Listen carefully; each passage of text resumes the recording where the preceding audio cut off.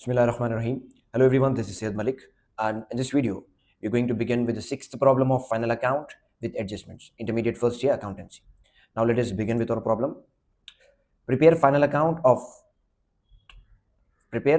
from the trial balance of Vrindavan business for the year ended 31/3/2019. So immediately after reading this, we'll draw the format of final account along with adjustment. So the format of final account is trading and profit and loss account of Mrs. Dash. अब इसमें हम business का नाम लिखेंगे Vrindavan business for the year ended 31/3/2019 as per our question. ठीक है. Similarly we need to draw the format of balance sheet. Right hand sides पे assets रहेंगे, लेफ्ट हैंड साइड्स पे लाइबिलिटी. सो इसकी हेडिंग में स्लाइटली थोड़े चेंजेस है.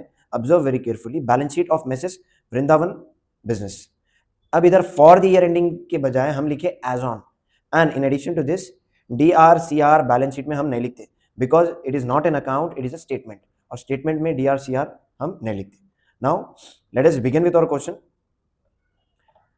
Question में पहला काम हमको क्या करना है. We will read adjustment first. पहले हम एडजस्टमेंट पढ़ते. ट्रायल बैलेंस को हम बाद में देखेंगे. पहले will read all the adjustments and adjustment जिससे कंसर्न हो रहा उसको एक मार्किंग कर लेते, डॉट लगा लेते. Right. So let us see outstanding wages. This is concerned with wages. So what you need to do, आपको क्या करना है, वेजेस के बाजू एक मार्किंग करो, एक डॉट लगाओ. Right. Then after that outstanding salaries. Similarly salaries search करो, क्वेश्चन में किधर है, इधर है. सैलरीज के बाजू के एक डॉट लगाओ आप. ये हम मार्किंग कर ले रहे हैं. Right. And after that prepaid insurance. Insurance किधर है देखो, और एक डॉट लगा डालो इंश्योरेंस के बाजू. Then after that create 5% reserve for bad debts. This is nothing but RBD. तो ये हमेशा डेटार्स पे कैलकुलेट होता. Will search debtors, it is here 30,000. Debtors के बाजू के एक डॉट लगाओ, मार्किंग कर दी हम. Then after that depreciation on furniture 150 and on machinery 500. अब फर्नीचर किधर है देखो, फर्नीचर के बाजू के एक डॉट लगाओ और मशीनरी के बाजू के एक डॉट लगाओ. Right. Now everything is done. अब ये डॉट लगाने के पीछे मकसद क्या है. मकसद हमारा एक रूल है. What is that rule. Every item of adjustment must appear twice. Adjustment का हर आइटम हम 2 बार लिखते. ठीक है.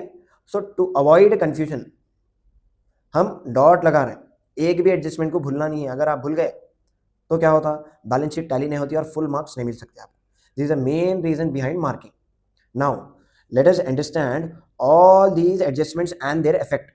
ये एडजस्टमेंट्स और इसके इफेक्ट्स क्या है हम देखेंगे. Yes. The first adjustment is outstanding wages. Outstanding wages कितना है, 2000. अब इसका इफेक्ट क्या होता है वो देख लेंगे हम. पहली बार आउटस्टैंडिंग वेजेस को वेजेस में ऐड करना है on debit side of trading account. Same outstanding wages को as a independent liability show करना है liability side on balance sheet. ठीक है. 2 बार लिखना है. तो पहली बार हम वेजेस को ऐड करें, दूसरी बार बैलेंस शीट में लाइबिलिटी साइड आउटस्टैंडिंग वेजेस लिख दिए. Now outstanding salaries. पहली बार सैलरीज में ऐड करना है आपको. आउटस्टैंडिंग हमेशा ऐड करते हैं, इसीलिए हम पहली बार सैलरीज में ऐड कर रहे हैं और दूसरी बार liability side outstanding liability show कर रहे हैं. देन आफ्टर दैट प्रीपेड हमेशा माइनस करते हैं. सो पहली बार प्रीपेड इंश्योरेंस में से माइनस करो profit and loss account debit side, और दूसरी बार सेम प्रीपेड इंश्योरेंस को बैलेंस शीट एसेट साइड लिख डालो. Right. Then after that create 5% provision for bad debts. So we will do the calculation later. Then आप इसका effect कैसा होता है देखेंगे. For the first time it should be taken on the debit side of profit and loss account. ठीक है. पहली बार प्रॉफिट एंड लॉस अकाउंट में डेबिट साइड लिखना है RBD को. राइट. और दूसरी बार बैलेंस शीट में हम जो डेटार्स लिखते हैं ना, डेटार्स की वैल्यू को कम करना है. डिप्रिसिएशन ऑन फर्नीचर पहली बार profit and loss account debit side लिखना है और दूसरी बार फर्नीचर की वैल्यू में से डिडक्ट करना है. Right. Then after that same we will treat for machinery. Profit and loss account debit side for the first time and we need to deduct the value of depreciation from machinery in balance sheet. Balance sheet में से machinery जो हम amount लिखते हैं उसके amount में से 500 minus करना है. ये इसका दूसरा इफेक्ट हो गया. Now last item is closing stock. पहली बार ट्रेडिंग अकाउंट डेबिट साइड लिखो, दूसरी बार balance sheet asset side show करो. Now let us begin with the first item of trading account. और ट्रेडिंग अकाउंट हम हमेशा क्रेडिट साइड से शुरू करते हैं. तो ट्रेडिंग अकाउंट क्रेडिट साइड सिर्फ और सिर्फ 2 आइटम्स रिकॉर्ड करते हैं आप. Number 1 is sales, number 2 is closing stock. तो सेल्स हमारे लिए इनकम है और हर इनकम हमको ट्रायल बैलेंस में क्रेडिट साइड मिलती। तो सेल्स इज हियर 47,000। अब सेल्स लिखने से पहले रुक जाना है आपको, रुक के सर्च करो is there any sales return, और सेल्स रिटर्न आपको हमेशा डेबिट बैलेंस में मिलेंगी। Let us look for sales return, there is no sales return, so directly we will write the amount of sales on the credit side of trading account। अब trading account credit side first item आ गया sales, ठीक है, और last item रहता closing stock जो कि हमारे क्वेश्चन में इधर है 11,000। क्लोजिंग स्टॉक हमेशा एडजस्टमेंट में मिलता आपको। So will move towards the credit side and will write by closing stock that is 11,000। अब immediately we will move towards the debit side of trading account. Trading account के debit side 3 permanent items है। Number 1 opening stock, number 2 purchases, number 3 wages. अब ये item question में किधर भी रहने दो, सीरियल ऑर्डर में लेके आके लिखना है, ठीक है।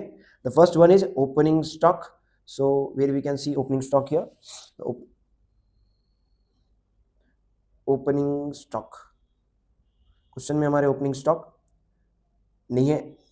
So what we will do, directly will begin with our second item that is purchases.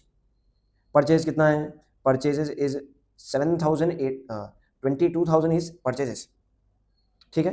सो अब हमको क्या करना है, 22,000 लिखने से पहले क्रेडिट साइड मूव होके सर्च करना है is there any purchase return, because purchase return का क्रेडिट बैलेंस रहता और ये क्रेडिट साइड ही मिलती क्वेश्चन में। So in this question there is no purchase return, so directly we will write the value of purchases on the debit side of trading account. Now that is nothing but 22,000। अब first permanent item नहीं मिला हमको opening stock, इसलिए हम लिखते भी नहीं उसको। दूसरा परमानेंट आइटम था परचेजेस, इसमें से परचेज रिटर्न नहीं है बोल के सब्ट्रैक्ट नहीं करें हम, रहती तो माइनस करते। तो third permanent item is wages. अब let us look for wages, ठीक है। वेजेस इज ₹7,800 एंड वेजेस के बाजू के एक डॉट दिखता आपको, क्वेश्चन के स्टार्टिंग में मैं आपको डिक्लेयर कर दिया था we need to read the adjustment and make marking, ठीक है। तो वेजेस के बाजू के एक डॉट दिखा, डॉट दिखते की एडजस्टमेंट है। जब कभी भी एडजस्टमेंट रहेंगी we will directly write the amount of wages in the inner column. तो what is the amount of wages, that is ₹7,800 and to this 7,800 what we need to do, adjustment में जाके verify करो outstanding wages. Outstanding हमेशा add करते, so directly will write outstanding wages that is 2,000, तो outer column में आता 9,800। Done. अब इसके बाद हमको करना क्या है, 3 परमानेंट आइटम्स हम लिख लिए जिसमें से एक फर्स्ट परमानेंट आइटम नहीं था क्वेश्चन में, right. Now we will only write all the expenses related to goods and all the expenses related to factory on the debit side of trading account. Goods का हर खर्चा, factory का हर खर्चा trading account के debit side लिखना है। Now let us see carriage on purchases, एक एक्सपेंडिचर मिला हमको जो गुड्स से रिलेटेड है, then after that there is no other expenses, तो सिर्फ एक ही एक्सपेंडिचर हमको मिला जो है carriage on purchases, that expenditure is related to goods, इसीलिए हम trading account debit side record कर रहे हैं। So carriage on purchases the amount is ₹400। उसके बाद आपको क्या करना है, टोटल करो। तो क्रेडिट साइड और डेबिट साइड का टोटल करना है और जो टोटल ज्यादा आया वो टोटल को हम दोनों तरफ लिख देते।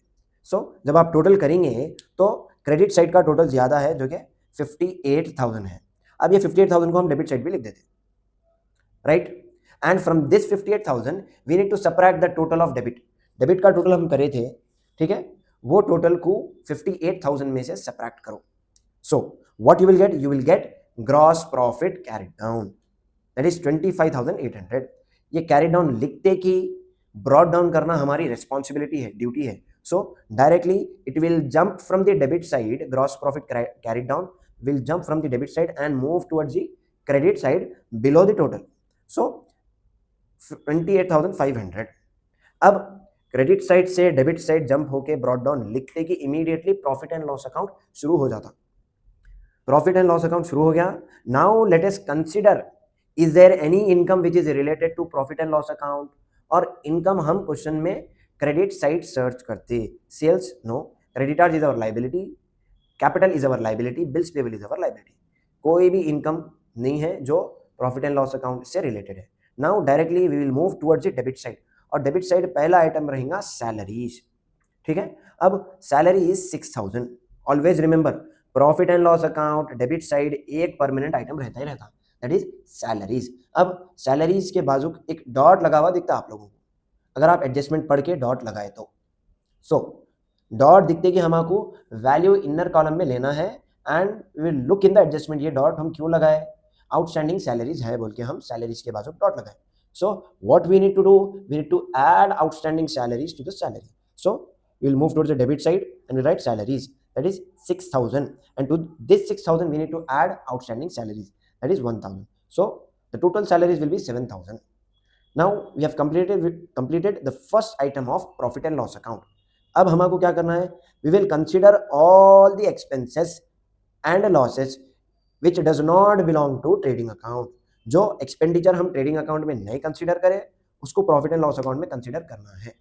Now let us see, is there any expenses. Salary हम लिख लिए, office expenses number 1, commission number 2, insurance number 3, 3 expenditure हमको डेबिट साइड मिले, right. Now we will write those 3 expenses on the debit side of profit and loss account.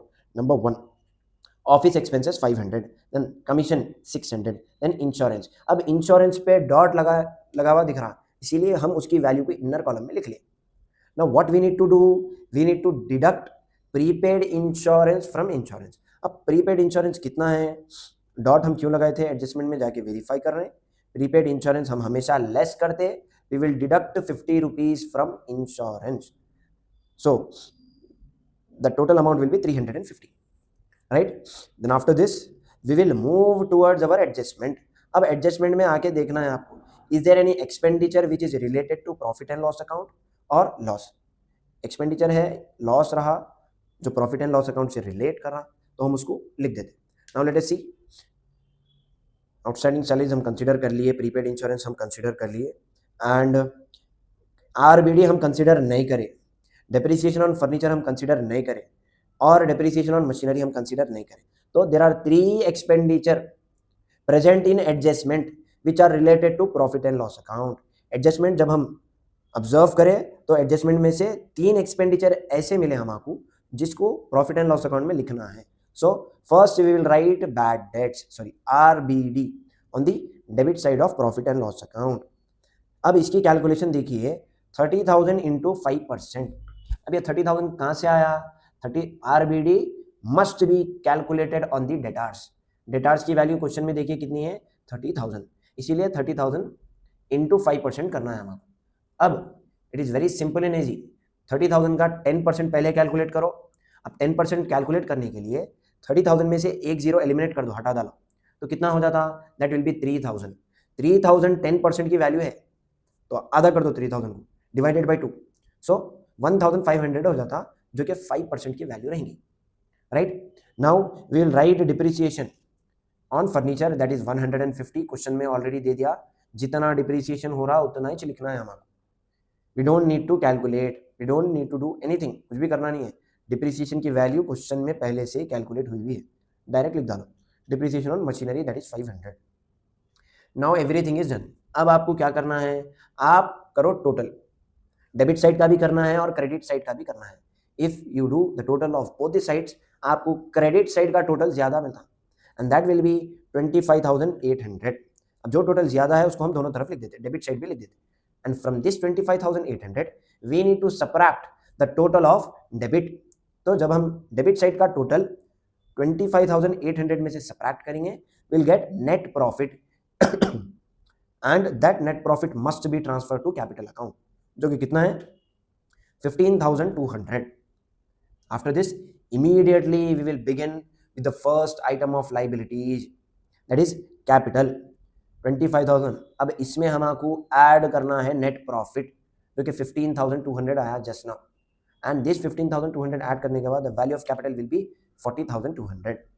Then after this we will look for all the liabilities in our question. अब liability को search करना है, तो question में credit side liability मिलती है आपको, credit balance में sales is our income, creditors is our liability, bills payable is our liability. So directly we will move towards the liability side in our balance sheet and we'll write creditors, 10,000. Then after that, bills payable 5,800. Now we need to cross check our adjustment में कोई liability है क्या? देखो outstanding दिखते कि that means our liability. Outstanding wages ये हमारी liability है, आउटस्टैंडिंग सैलरीज ये हमारी लाइबिलिटी है, right? And there is no other liability. So what we will do, we will write these two liabilities, ठीक है, in our balance sheet. Liability side outstanding wages 2000, outstanding salaries 1000. Now we will move towards the asset side. अब हम search कर रहे हैं assets को, तो question में एसेट्स हमको डेबिट साइड मिलते. So we will search the assets on the debit balance in trial balance.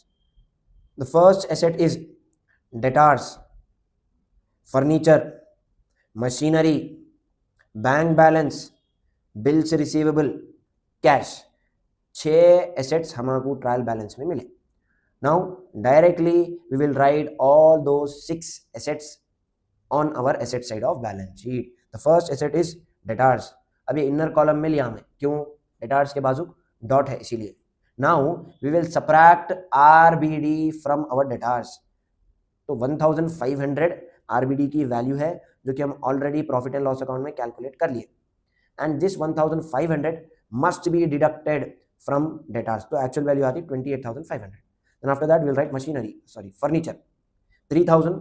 अब ये 3000 में से 150 माइनस करना है जो कि डेप्रिसिएशन क्वेश्चन में मेंशन है. So the outer value will be 2,850. Then after that we'll write machinery. Machinery में से आपको माइनस करना है depreciation, that is 500. So the actual value of machinery will be 9,500. Then after this we'll write bank balance as per our question.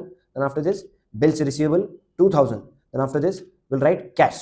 अब पूरे items हो गए as per our trial balance. हाँ, ट्रायल बैलेंस के हिसाब से हम पूरे आइटम्स लिख लिए.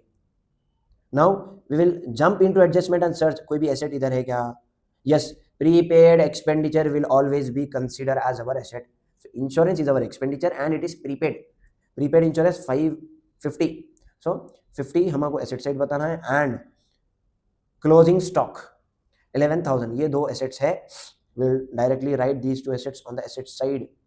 Cash के बाद आ गया prepaid insurance, that is 50. Then after that closing stock. तो दोनों साइड का टोटल करो, एसेट्स का भी है लाइबिलिटीज का भी, ठीक है. एसेट का टोटल हुआ 59,000 और लाइबिलिटीज का टोटल हुआ 59,000. अगर एसेट्स और लाइबिलिटी का टोटल बराबर नहीं आया तो हमारी बैलेंस शीट टैली नहीं होती. We need to verify. So now we have completed with the 6th problem of final account. The next video will cover 7th problem. Till then stay connected with Ranks, the institute of commerce. Thank you.